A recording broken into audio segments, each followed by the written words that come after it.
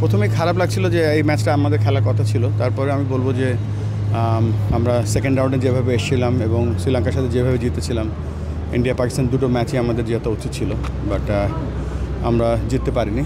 But আফসোস নেই, there is always the next match on, but I'm proud of with the performance of our players. এখানে কিছু ব্যাপার আছে যেগুলো হয়তো প্রেসের সামনে বলা যাবে না, তবে এখানে ইন্ডিয়া চ্যাম্পিয়ন হয়েছে, পাকিস্তান রানার্স আপ হয়েছে। তো একটা দল তারা প্রেজেন্টেশন পার্টিতে আসতে একটু দেরি করছিল, পরবর্তীতে একটা আন্ডারস্ট্যান্ডিং হয়েছে, তারা চ্যাম্পিয়ন্স ট্রফি নিতে চায়নি। বোর্ডের সাথে আলোচনা চলছে এসএসসির, এবং সেই মিটিংটা হয়তো আরও কিছুক্ষণ পরেই শুরু হবে, সেখানে আমি উপস্থিত থাকবো।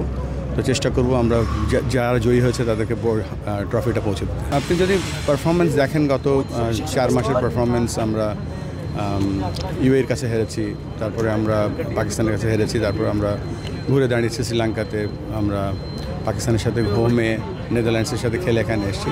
তবে এটা আমি মনে করি যে আমাদের এখানে আয়ারল্যান্ড আফগানিস্তানের সাথে সিরিজ আছে, আমাদের সব কিছু মিলিয়ে 26-এর যে বিশ্বকাপ আছে তার একটা ভালো প্রস্তুতি হয়েছে। আর এটাও আমাদের জানা উচিত যে আমরা যেন কিছু মিস্টেক করছি, এই মিস্টেকগুলো যদি আমরা ওভারকাম না করি, আমরা ইমপ্রুভমেন্টের যে ধারা আছে সেটা ব্যাহত হবে।